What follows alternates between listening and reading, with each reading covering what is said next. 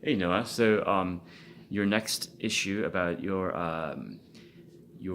how you realize now that detache and the bow grip, so those very basic things, detache. I'm assuming you mean not too detached, like the stronger detache, where it's just that stroke, as well as just the basic legato stroke, and how you hold the bow. Those most fundamental things and how you do them. Uh, you pointed out that they seem to be directly affecting your all the other bow strokes. For example, I think you mentioned spiccato and sautille, and that's actually a great point. That's the reason sometimes that I hold on to, and I think you should hold on to a specific technique a little longer than sometimes people want to. Like, for example, if detache is not mastered, but they can do it, people are just dying to go on, and they think they're ready to go on to, I don't know, a spiccato, and all these kind of things. And they don't realize that the bow strokes, I mean, there isn't a perfect linear progression, but there is kind of a, let's say, to increase, actually, let's say if you're a beginner, if you want to get a better legato, you need to do some martelli or marcato at the tip. For most people, if you want to perfect the legato stroke, you need to make sure your bow hold is correct, as well as possibly do more collet or frog related strokes, just to get the legato more perfect. So they're all linked. Now, if you were talking more specifically about spiccato and detache and that relationship, that's a really good point. If your detache is not good, it directly affects the quality of your spiccato. And then over 90% of the intermediate and advanced players that I've seen suffer from this because either they've not been taught proper order, or they were just lazy and they just kind of skipped a step or two, and then they're just like, oh. So anyways, yes, I'll go over the basics for the bow stroke. You mentioned the bow stroke, the direction of the fingers, the bow hold, and the detache and the legato stroke. And I'll try to cover those and talk about how they relate to the spiccato as well. First, with the bow hold. As I've said many times to you, you're probably sick of this, but there are, several schools of violin technique, meaning that you could hold it like the Russian bow grip and still get fantastic spiccato. Belgian, German, you can, but the arm works differently. Beginning with the bow grip, once again, okay, the bow grip that I'm recommending the most versatile and best control. I think for technical control, it is the best control for technique, as well as tone control. I think it's the most pleasant sounding. Is to take your thumb, right, and to hook it onto at about a 45-degree angle, right, and then take these two middle fingers once it's hooked and rounded. Okay, so it's hooked and rounded. Slightly different thumb proportions will mean slightly different shapes, but it should be rounded and hooked, and the force should be going into the stick, right? Not through this space, but into the stick. Wrap the two middle fingers around like this. Okay. So once you wrap them around, what will happen is you'll realize that these three fingers, it's kind of like the opposing thumbs. You know how like we humans have the thumbs? That's basically what's happening with this grip. That's the core. So the thumb pushes against into the stick, and then these wrap around and are the counter force. Okay? And here, the angle of your fingers, right? You mentioned something about your angle of the fingers being more consistent. Yes, that is important. But you should try to solve it naturally. Don't force the angle. What will happen is, depending on the length of your pinky, just by trying to put the pinky on the bow in a curved shape, right? If you have a very long pinky, you'll be a little more turned. But for most pinkies, right? Most guys and girls and most hands, you will end up, if you curve it and you don't do this, right? That's a whole different way of holding the bow. If you curve it, right, so that you can sustain that curvature, then your fingers will generally turn at about this angle, right? And if you want to play around with it, the more you go this way, the more the pinky will bend, right? And then the more you go that way, excuse me, the pinky will, will get straighter. Now, to help find the angle even further, not just, you don't have to only rely on the curvature of the pinky, try to have the, the contact point of the index finger between these two the joints, yeah. When you do that, right, okay, that forces, again, a certain angle in your hand. Like, if you let the more you let the index finger, touch the bow closer to this hand, right, the more the hand turns. So by making sure that you have the contact point of the finger between these two, right here, right, and making sure that the pinky is curved, those two conditions by themselves will help you determine the angle at which you turn your hand, okay? Now, you have a tendency to wrap your finger around, right? That causes a lot of problems, a host of problems, right? Wrapping in itself, wow, yeah, I mean, it's a bunch of, I'll just mention a few just so you know what's happening. Like, if you're wrapping it, it means that you want more control through the index finger, which means that you're not relying on these middle fingers as much. And that in itself will change the way you control the tone of the bow. It won't ever be as sturdy and relaxed, right? If you hold it like this is a very centered sort of structure in the hand, whereas this in itself is not as strong as this. If you just try it, if you turn, let's say you're doing this is fairly strong, right? And this, okay, considering how awkward the bow is shaped, is a fairly strong shape. It comes down, it clamps down like a jaw. Now, if the way you're holding it, you kind of turn it very much and you wrap the finger around, and as you can see, the thumb will be over here and the index finger will be over here. You're kind of squeezing the bow.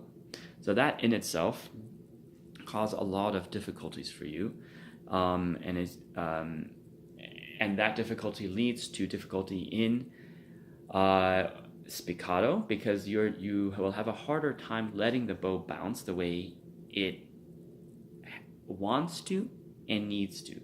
The Roseanne bounce thing where and then the bow will bounce for good, let's say, depending how good you are, like between 10 to 60 seconds, right? Just keep bouncing.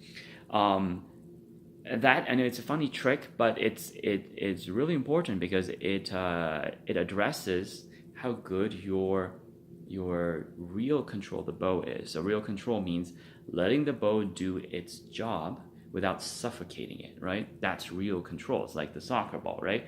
You don't need to put super glue on your shoes and glue the ball to your feet. Okay, that's not control. You got to control it with your touch, right? Same thing here. And so in any case, the wrapping the finger around will cause a lot of problems. It will change the angle, and as you can see, this will have a much steeper angle as the other fingers. The pinky will not act as a balance finger as much because it gets so far from the stick that it no longer has a roll, and then you don't have a balance finger, right? A finger to balance the bow, the weight of the bow. And that in itself, loss of control, leads to tension. And these are just a few things. I mean, I could go in detail about how this bow stroke will affect every single stroke in the violin. Ricochet, every single stroke.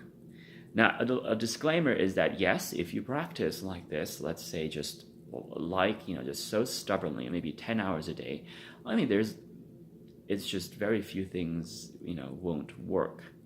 But to make things ideal, beautiful, and natural, injury-free, it is better to figure out the correct posture, and also the correct posture and technique. In any case, so now we talked about this. The center grip being the strongest structure. This curled pinky, right, being rounded like that. Okay, helping you find the angle and making sure it's always on top. Okay, of course, when you go to the tip, you will lose the pinky a little bit, but try to lose it as little as possible. And then the contact point of the index finger. Okay, so one thing I forgot: make sure the index finger is not too far from the other fingers. If it is, even if it's like this, that in itself will cause strain here. Okay, and it will limit the mobility of your hand, okay? And it'll also distribute the pressure points and the weight in a way that's very difficult to effectively leverage the whole bow, right? If you're here, right, you'll be relying on the index finger to try to control the rest of the bow instead of relying on the center grip to remain strong and use that as your main, like the strongest structure to put weight into the bow.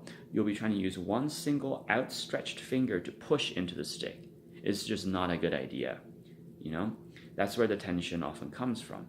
You see, if you have a strong structure like this, right, you can see that, even if you can't hold the bow like this, that structurally these lead to your arm. So even if you're not trying to play with your arm like on purpose, like let's say Vengerov or maybe Vadim Repin or some of those more Russian players or people who use bigger muscles, even if you're not doing that on purpose, structurally already, this is linked to your hand and to your forearm and to the rest of your arm. This outstretch, no matter how much you pressed, is a lonely stick that is at a bad angle and is just trying to push by itself, right? Structurally, that is so much weaker, and that is why that usually, even people with strong hands, maybe like Pinka Zuckerman or, it's just, it doesn't lead to the best bow technique. It's not the best, okay? I'm not saying they're not good. They're way better than I am, but, you might as well do it as easily and as naturally as possible. Okay, so that's a bow hold. And if you follow the basic steps that I told you, knowing your hand, if you follow them simply and completely, you will end up with a bow hold that is not too turned, wrapped, right? And it's not too flat like a cello bow hold, right? This is a cello bow hold, right? But somewhere in between, something like this. And the angle of your hands, it might not be perfect, right? Sometimes the index finger does have to kind of, but it will be fairly close to each other, right? So that's the bow hold. Now the detache stroke, okay. I would have to revisit how you're doing it right now, but has to be done with your smaller muscles. So you need to be, let's say you have your perfect bow grip, you're in the middle of the bow, flat hair, like nice little sticky contact, right? So the motion of the hand here should be deliberate, so that the hand is actually, the hand, wrist, and fingers, it's actually deliberately making the motion. Okay, what we do not want is motion that comes from the arm and you're just trying to excessively relax the hand. So like, trying to do this follow through, cool follow through, like,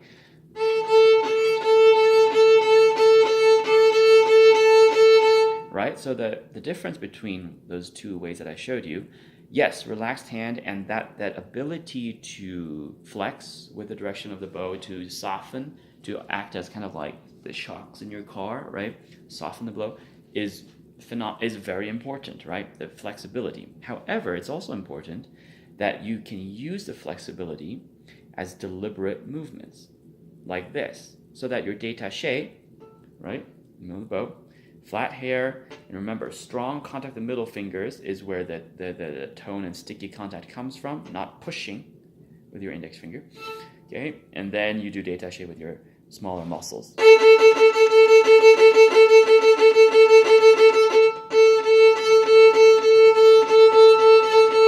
Now, my movement, admittedly, is not pure. It's not like I have my arm in a cast. I'm not like purely moving this, but it's very important to notice that I am deliberately, separately moving my small muscles, okay? It is not a follow through. It is not, I'm using my arm and my bow, my hand is, looking so cool and relaxed and just kind of going along with the flow. That's not what it should be, okay? So that's the first step with detache, and if you can do that consistently, let's say with a strong sound,